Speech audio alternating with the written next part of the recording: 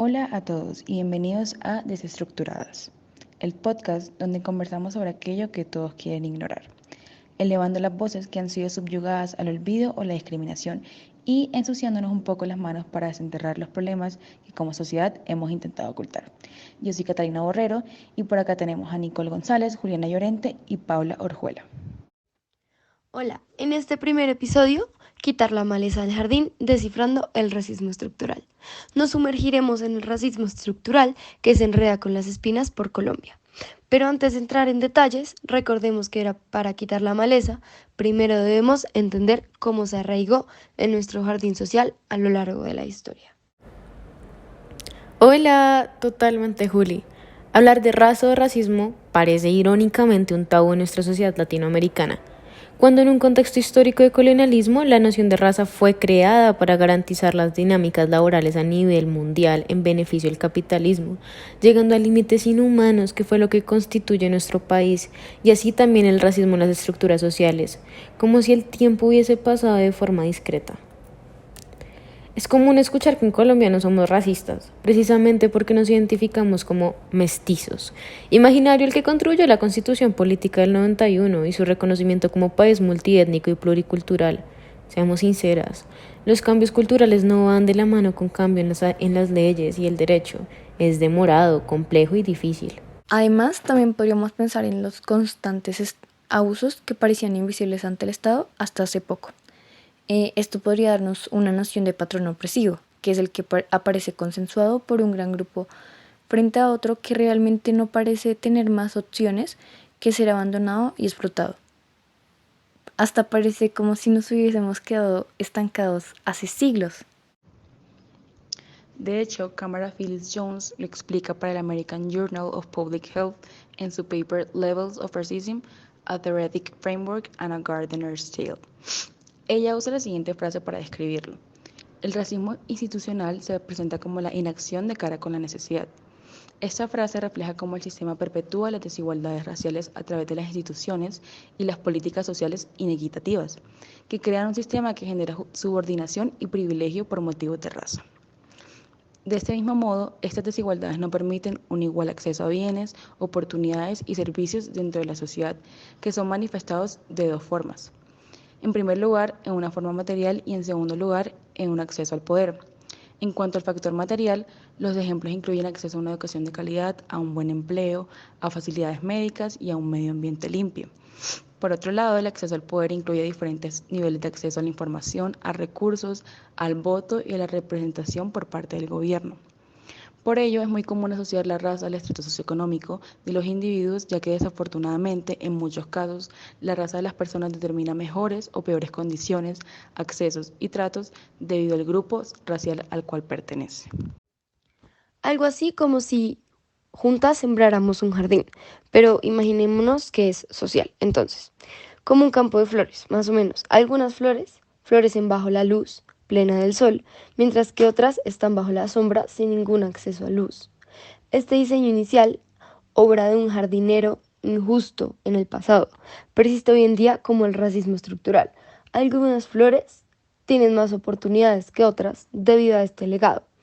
Desmantelar el racismo estructural es como distribuir la luz del sol para que cada flor pueda crecer plena y libremente, independientemente de su posición inicial en el jardín.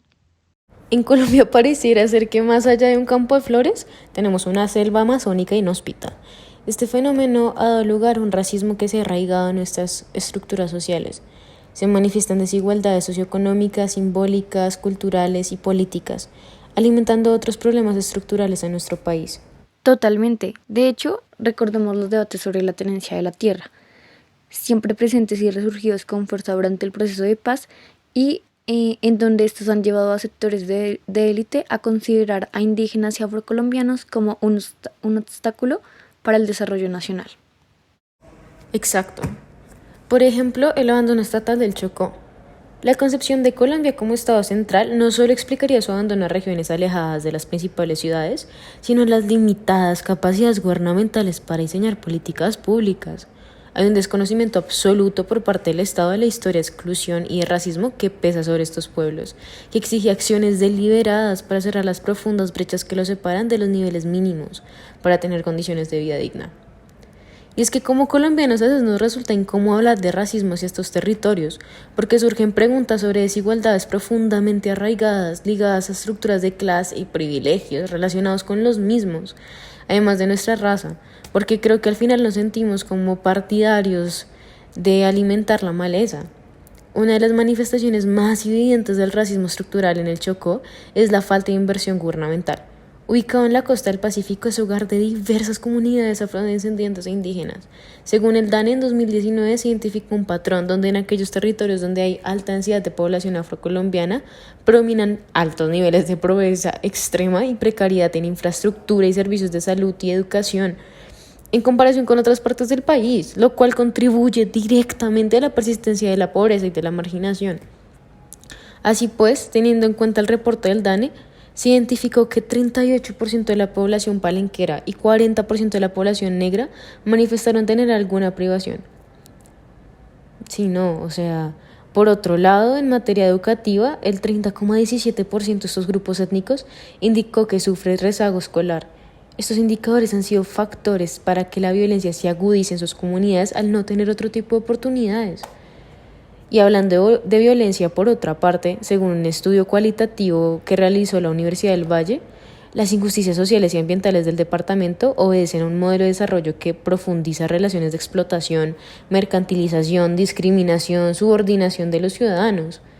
Las conclusiones señalan la coexistencia de múltiples mecanismos de exclusión social, generadores de vulnerabilidad, privación de derechos y un aumento de la conflictividad social intervenida con estrategias de gobernanza autoritaria. Se divide de una economía de subsistencia derivada de un entramado de relaciones de poder que capturan las escasas rentas públicas y privadas del territorio. Las injusticias sociales vividas por la ciudadanía son producto de problemas estructurales no resueltos asociados con la presencia de diversidad de actores armados que participan de guerra geográfica en el territorio.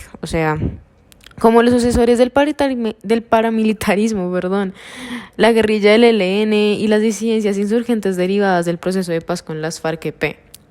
De hecho, a raíz del conflicto armado, se han generado desplazamientos y olvido histórico de las comunidades afrocolombianas en cuanto a derechos sobre la tierra, tierras ancestrales que solían ser objeto de proyectos de desarrollo, minería y agricultura sin la debida consulta o compensación.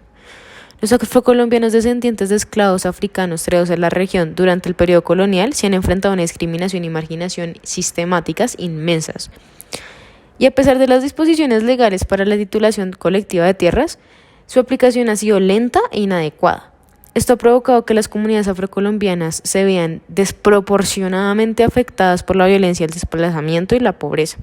Incluso, si lo vemos desde la participación política y cómo el racismo estructural nos lleva a tener concepciones estereotípicas denigrantes, podríamos hablar de racismo hacia los 5 candidatos afroamericanos a la vicepresidencia hace un año, que muestra cómo desde el centro hay un arraigamiento de las narrativas y estructuras sociales que nos lleva a hablar de forma despectiva, desconfiando de la capacidad de aquellos a quienes decidimos abandonar y ahora, en representación de su etnia y raza, buscan romper con las estructuras que desde el centro del país parecen protegerse, blancas y clasistas.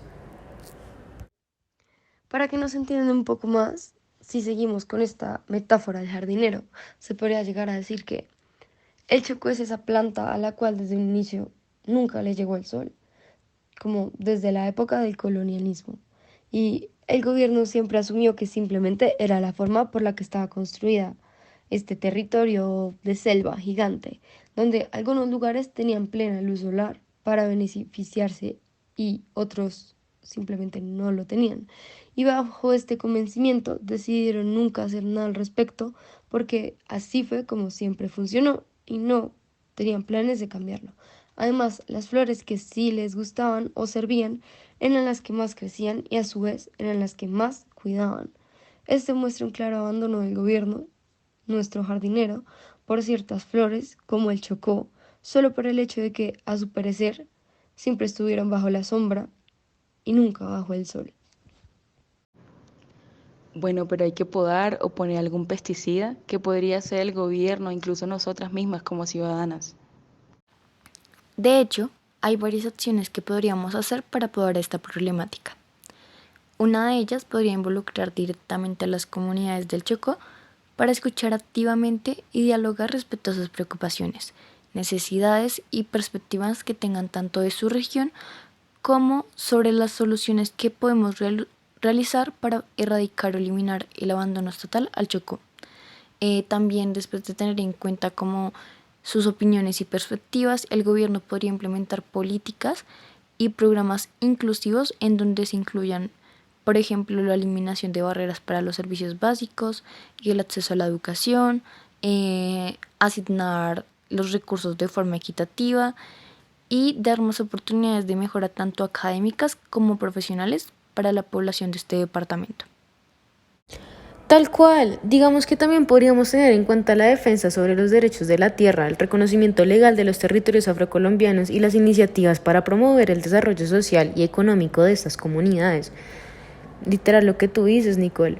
Además de evitar la limitación de entidades como ASCOA, o sea, los consejos comunitarios reunidos en la Asociación de Consejos Comunitarios y Organizaciones del Bajo Atrato, que apoyaría la participación ciudadana en la formulación de políticas sociales y económicas, así lograr una transformación participativa del territorio en la perspectiva de que estas luchas antagónicas logren un mayor protagonismo en la democratización del poder político y el aumento del bienestar ciudadano. Además, acordémonos de la política con las estadísticas del DANE.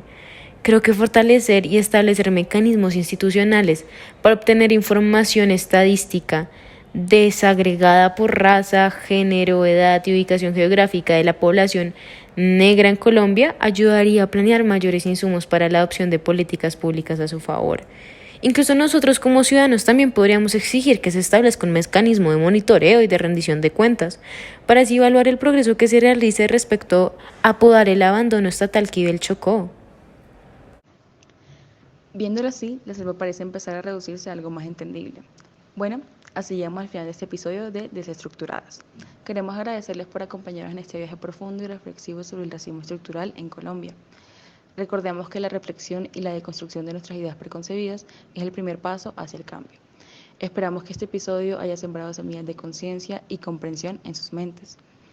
Es importante recordarles que cada uno de nosotros tiene un papel importante en desmantelar el racismo estructural, ya que para comenzar se pueden entablar conversaciones como esta, también siendo críticos hacia el sistema desde nuestra posición académica y por medio del compromiso de ser agentes de cambio en nuestra comunidad. Quitemos todos juntos la maleza del jardín social para así poder plantar las semillas de un futuro más justo y equitativo.